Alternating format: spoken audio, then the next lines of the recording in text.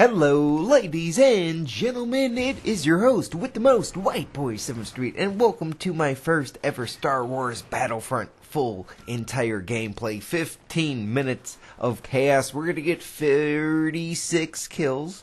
I was gonna say 56 and boost myself up a little bit. Hold on. 46 kills and 1 death. Now, I do jump into this ATST right away, but I kind of go YOLO and I only get 3 kills in it. And then I go on a nice gun streak. So it's not all vehicle kills. I know that's a little bit discouraged because for some reason people think I'm bragging and I think I'm the best Star Wars Battlefront player in the world. No, I don't think that's true.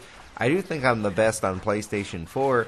Anyways, I just am pretty proud. 46 KDR is a pretty nice streak to go on, and I think it's going to be very interesting if there's this subculture of people who just try to get the highest KD using turrets and try to no-scope Luke Skywalker. Right here I missed, but I do take him out. Like, there's got to be different playstyles, and that's what I really like about Battlefront. It's kind of impressive how massive it is, and this kind of was a thing in Battlefield, but I figure it works a lot better in Battlefront. If you guys don't know, DICE and EA make both Battlefield and Star Wars, and I always thought it was kind of unique in Battlefield, the meta where you could play in the tanks or you could play in the jets. I had a period in my life where I did nothing but fly helicopters in Battlefield, and it was cool. And I want to show off another cool feature here in Battlefront, Star Wars Battlefront, is you can switch to third person at will, and I don't think that's really been a feature in first-person shooter games, because, I mean, technically you would be going into third-person shooter. So I just think that's really unique, and if you're trying to get better at Battlefront, one tip I can give you is switch to third-person by holding down on the D-pad when you're crouched, especially when you're moving back and forth, when you're trying to do some jump shots, when you're in close combat scenarios. It works really good, and I would recommend you try that out.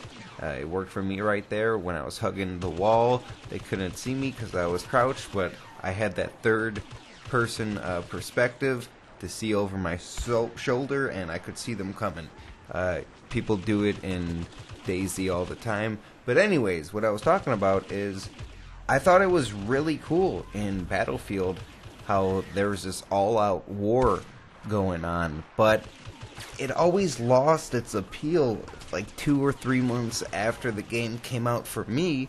And yes, I was a hardcore, COD fanboy for a long time, but I still respect Battlefield 4 to this day. It still holds up, but at the same time, it had a rough launch.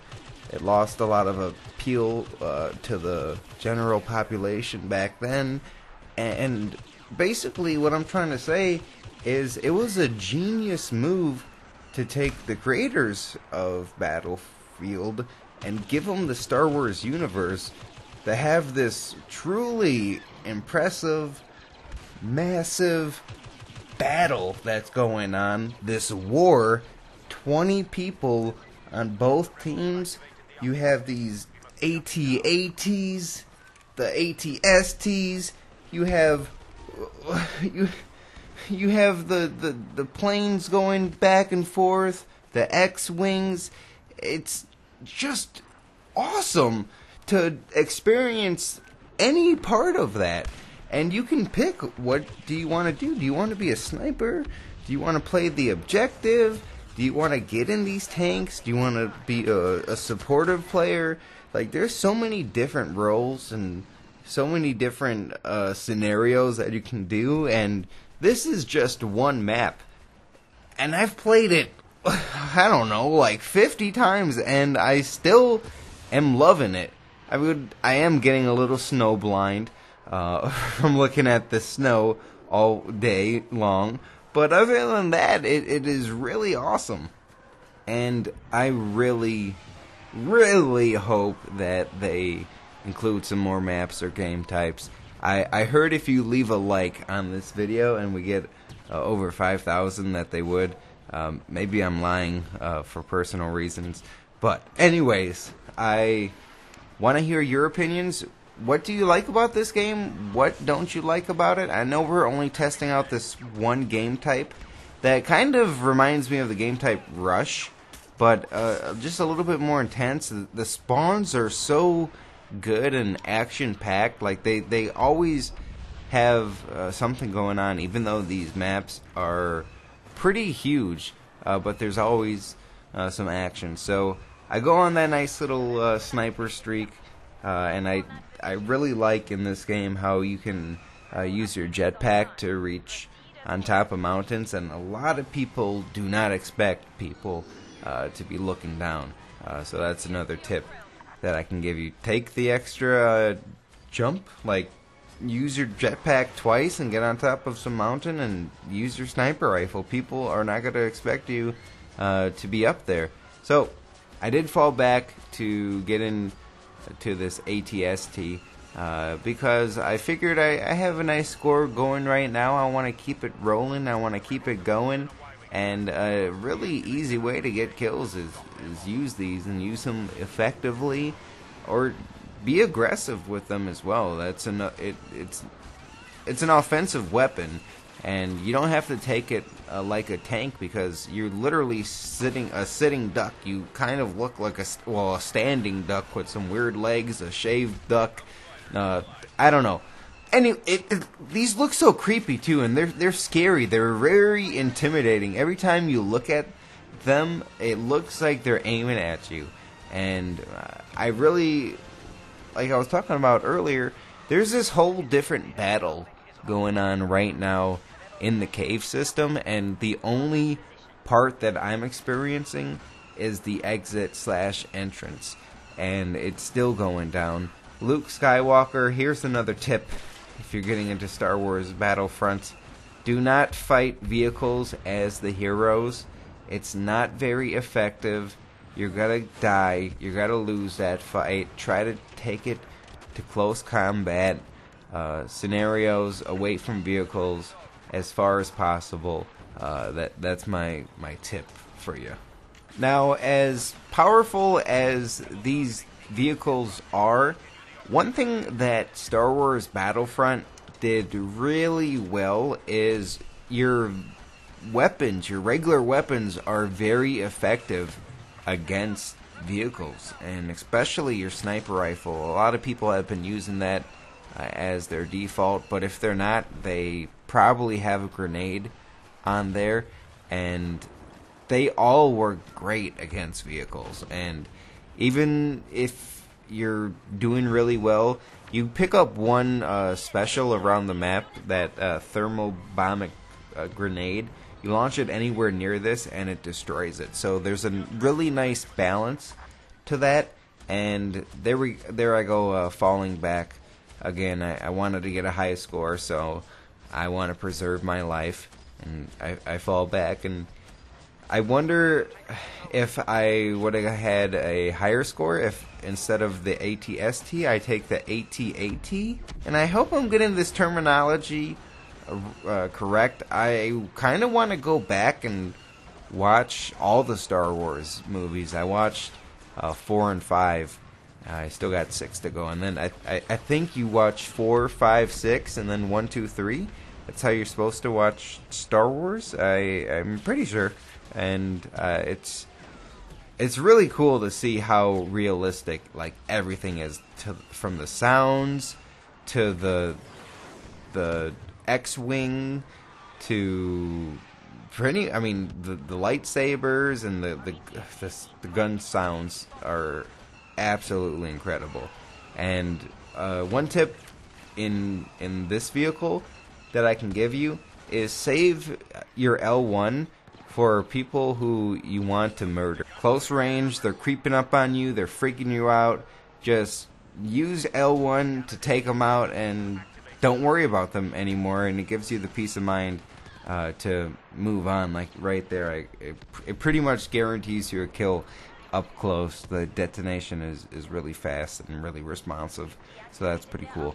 And right now, I'm just kind of falling back. I kind of want to take advantage of the cave. I don't know if you have seen 20 people spawn in this cave before, but I have, and I was on the little turret in front of me, and I choked. I only got 2 of them, but literally the entire team spawned in that cave, so I was hoping for that to happen. A missile's incoming, and it's destroying me pretty well here. I'm a little nervous. I'm at 28% health right now, and I still have that mind frame of staying alive, and I don't want to die. I want a high kill-death ratio. So I'm going to play a little bit defensive after I clean these people up, these little stragglers. I'm going to play a little defensive and wait for another vehicle to get into. I'm kind of vulnerable. I can take one missile and I would explode. Even a sniper rifle would put me in danger if I take a sniper shot. So I just want to pick up a few more easy kills. I can pretty confidently 1v1 people, 1v even 3 people at this point if they're spawning in the cave. So I just want to, get some free easy kills. And I think this would be a great way to rank up in multiplayer. Right now you can only get to level 5 in the beta, but if you're trying to get some easy XP, I'm assuming these vehicles are going to be a good way. So we're going to fast forward until we get some action. I'm going to play kind of cautiously until I can find some. Alright, so I stayed pretty cautious, sticking to the outside of the map with my sniper rifle, taking pot shots across the map. Not very successful, but then I found the hero power pickup, and that was so lucky. I snatched it before this guy, Darth Vader, to end the game. This is pretty sweet. The music is playing. I'm pumped up. We're about to win. Our walkers are in pretty good standing. I played a good role of pushing the enemy morale down their throats. It was pretty brutal seeing me go 46-1 at this point. They can't stop me. They're thinking that. I see Luke. Even Luke's running from me. He doesn't want any of this. I'm going to spank him, teach him a lesson that I should have taught him when he was a baby, to respect his elders. He's running away. Actually, he is giving me the respect. But, again, do not try to attack those. It's not going to work out well. So I'm just flying across the map like the Wicked Witch of the West. I think I choke slam him and bring him in the air, and his body goes flying. But I start twitching. But only 1 kill, I guess, as Darth Vader. I kind of waited. I was kind of cautious, but I didn't die. Almost 10,000 score, 46-1. Please leave a like on this video if you enjoyed it. Thank you for watching. 13 minutes and 37 seconds.